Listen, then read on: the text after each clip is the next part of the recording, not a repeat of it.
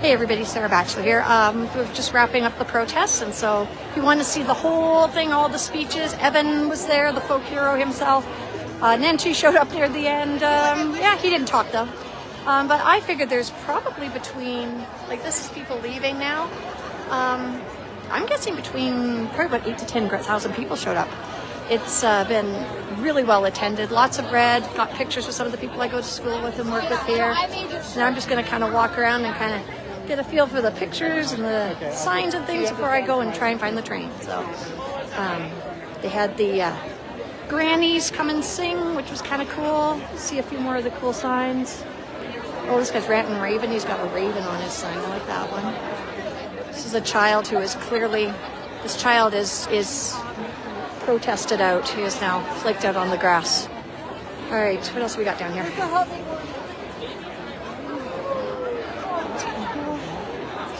Kind of see what's happening, lots of people. It's kind of a nice thing with all the solidarity. Let's walk through. Well, those are the guys with the raven signs. I like those. Those are nice. Oh, yeah, sure. It makes so much more sense. You want to see the other side? This is my Animal Farm reference. I'm a band teacher. So, yeah. Loud, yeah. Yeah, my sign's gotten a lot of positive feedback here, too. You know, honestly, walking through here, look at this. I'm going to break my neck if I'm trying to get through here on my camera. This is hilarious for me. All right. Kind of get a view of the people as I don't fall down and walk in. This is art. Why are we scaling art? Anyways. Very cool.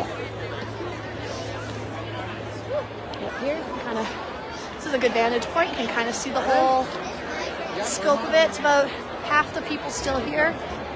Harley Thompson!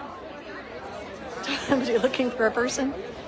But it's very, very cool up here. So, for those of you who don't know what's going on in the world of education right now in Alberta, it's, well, pardon my French, it's a shit show.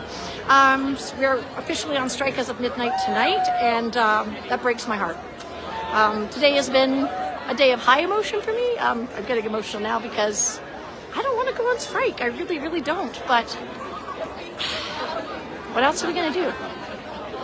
Right? Like, this really brought it home to me. I'm sitting on the train and I'm listening to the teachers around me talk, and every one of them is saying a story I could be telling. There's too many kids in my classroom. You know what? We need to have a flex lunch because otherwise we don't have enough chairs in our room. We have a teacher talking about how she has 7 different tech devices going in her room just to manage translation. And I'm like, hey, maybe we should like put out in the parent groups, do you have any old cell phones that can connect to Wi-Fi? Because you know what? If I could have one of those to each language I need in my room, that would make my life better. So I'm going to go put a post about that. But sorry, guys, but imagine that. Like, just thinking about things like that. Some of my classes, I need 10 or 11 devices if I wanted to be able to translate. So, I mean, it's just, and I'm standing here all emotional because I believe in what we're standing for, and I feel that the people around me understand that. And that solidarity is going to help tomorrow when I'm home alone in my house doing laundry instead of up in front of your kids teaching them, right? But I'm going to be thinking about them, and I'm going to be worrying about them because they're not in my classroom, and I want them to be there, and I want to be there too. It's absolutely heartbreaking to be in a position where we're walking away from our kids because honestly, our whole life is our whole job life. For some of us, it's our whole life. I mean, I am the job. Is what happens in my classroom, you know, and what happens in my school, and what happens in that family that we build there, and the supports that our kids need. Like, without our breakfast program this week, I'm thinking of 2 kids off the top of my head. I'm like, dudes, are you guys gonna have breakfast this week? Like, just little things that aren't little things. And we're striking because we can't keep doing this. You know, I mean, we're all exhausted to the point most days where we could cry in our cars after school, and that's not sustainable. And so I hope that people who are watching this who don't quite understand why teachers would strike can hear that we don't want to. We hate being here. Please tell Danielle Smith that this is not our choice, but it is our choice because it's the only goddamn choice. What else are we going to do? This is not sustainable. And it's not about hiring more teachers even. It's not even about, it is about the funding, but priorities, right? And just simply being open to listening to people who have ideas. As I said in one of my earlier videos here today, they're talking about flex schedules. There's some really amazing and brilliant things that I heard solutions to just standing on the train.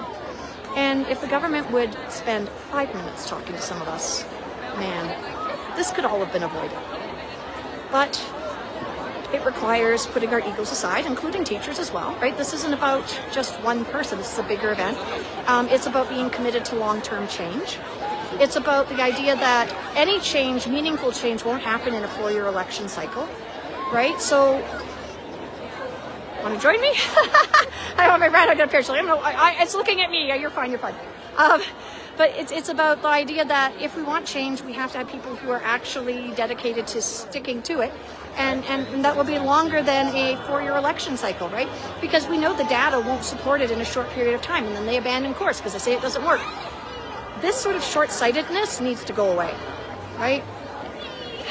In my 26 years of teaching, I have seen a whole lot of changes, and the ones that have stuck have been the ones that people had the foresight to see long-term vision in.